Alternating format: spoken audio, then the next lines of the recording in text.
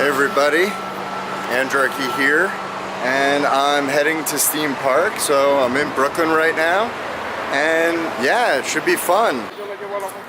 We are approaching the scene of Steem Park. Hello. What are you doing?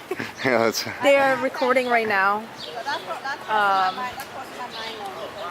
Hi, I'm with Hanshik House.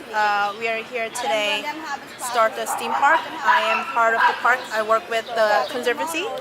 And yeah, we are waiting for them to arrive with all the side furnitures here. And that's the other artist. Musa Hickson, who designed the sculpture on your right side. And Timelapse Group, they're really famous filmmaker people in New York. They're here to record everything today. Yes.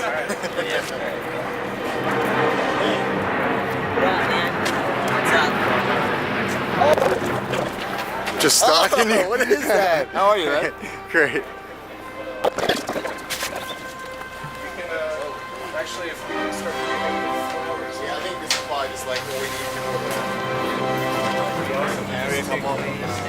Take them over the side. Okay. Thanks, guys. Yeah, thank you. It's a team effort, right?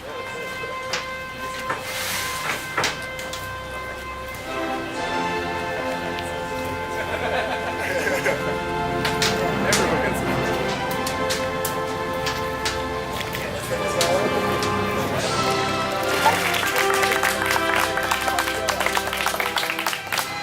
So I definitely want to thank Kirk, I want to thank Mike, I really want to thank Rue.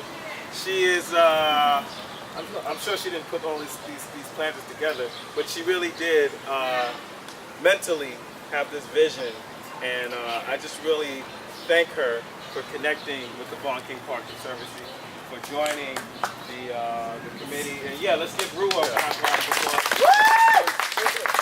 She's kind of been the glue that made this whole day come together, so I want to thank her. But I also want to say, on behalf of the Von King Park Conservancy, thank you to Steemet. Thank you, sir. Thank you all for coming out and for partaking in this major step to advance this park into the 21st century, so that it can kind of mimic what's going on in some of our more named parks like Central, like Prospect, like the High Line.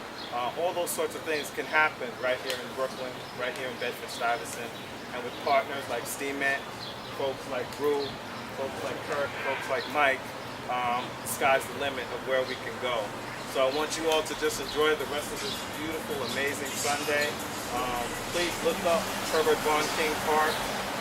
We have a little website that kind of gives some information about the history of the park, which is an Olmsted Park, which was the same architect that did Central and Prospect, also did this one, believe it or not. So it has good history, good bones. So enjoy the day, and I turn it back over to Kirk. Thank you so much. Thank you. Yeah, so I guess we can do a little quick tour in terms of, all the signage here. The story about how this park started was that we worked with Ryu, who knew a lot about the park, and Michael, who's a neighbor, and Wayne, to use the stories and the narratives of the bones of this park to really raise money through Steemet, use the narrative of that story, which has so much value, and people all over the world were upvoting it, liking it, commenting on it, and even donating to this project. This is a huge global team effort. We couldn't have done it without every single person's help on this platform. So we were overwhelmed with the success of this. We're thrilled at how people have turned out for this, even if they couldn't be here in person. We've had hundreds of people help make this happen. And yeah, feel free to browse around. Each plaque has a little bit of a story about the park itself, its history. And at the bottom, you can see the people that helped make it happen. So it's a fun thing to have. I'll hand it over to Michael. Well, for everyone who doesn't know, Kirk and I thought of this project a few months back when we were involved with the website Steemet. We were getting to know the whole world of cryptocurrency, and what was amazing about this platform was we were able to put forward a vision, in our case, a design vision for a public asset in New York City And unfortunately, like a lot of public places, a lot of public assets, they just don't get the funding they deserve. They're not rewarded financially, even in terms of the media or emotionally from the community.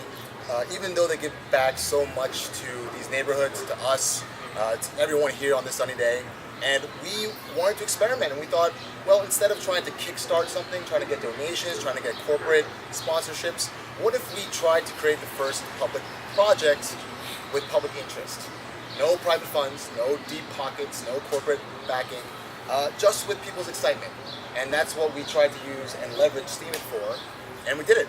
This is the first step we have had, and hopefully a long-term relationship we have with Wayne, Devonish, this conservancy, the people of the Bed-Stuy community, and we want to keep going with this momentum. This is for us a very small step in what we think can be a long and fruitful collaboration between us, the Steem It community, this neighborhood, and New York City.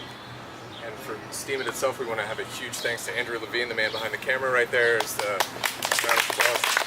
He's the community liaison for Steem It Inc., and he helped us put this in towards a proposal where we're actually the first public project, or the first project funded through Steem It.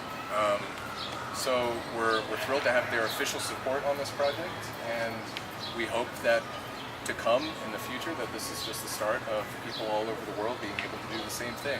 Doesn't matter your geography, if you can tap into the power of what Steem It is providing, this could be anywhere. And if it could be in New York City, in one of the most famous parks in the world, that could be anywhere. So thank you so much everyone for coming out, and yeah, let's get steaming. Let's steam on. Steam on. So, thank you everyone. We created a platform where the content creators get paid, and then if you're not a content creator but you like to learn and read, you can curate. So let's say a guy like me, what I did is I invested in Steem, I put $1,000 into the platform. And what I do is I'm not really a blogger, but I like to post quotes from different people like Benjamin Franklin, and somebody will come on and you get followers, and then the conversation you have back and forth like you have on Facebook, you make money while you do that, you make earnings. So it gives you a way, it empowers the people to have like a decentralized way to make money. Like if you're on Facebook, who's getting all those profits? Not the people using Facebook, the Facebook shareholders, Mark Zuckerberg. In this way, what they're doing is creating a platform where if you create content, or you're a curator of content, and you join the community, you're gonna earn. So a guy like me, I bought Steem when it was around 25 cents, and I started writing some articles, and I power up all of my earnings. If I write an article today that's only 25 cents, and I power that up into the network, and somehow Steem It becomes a rival of Facebook, now all that creation of content I've already created is now going to go up with the price of Steem, right? In my opinion, there's a chance that the Steem network takes Facebook out because of the things I've talked about today, because of the blockchain. Everybody's going to want everything decentralized. And what Facebook is doing is they're funneling all those profits to Wall Street and to Mark Zuckerberg. They're not funneling them to us. So a guy like me, I'm taking any creation on content on Facebook and I'm putting it onto Steem It. And then I'm telling all my friends. In my estimation, I'm an investor. In my estimation, I believe within 2 to 5 years, there's a chance that's at least 10% of Facebook. That would be a $50 billion market cap. So to get in early is the way to go. And it also empowers the people. At Ryan313. Minnow, baby, I'm a minnow.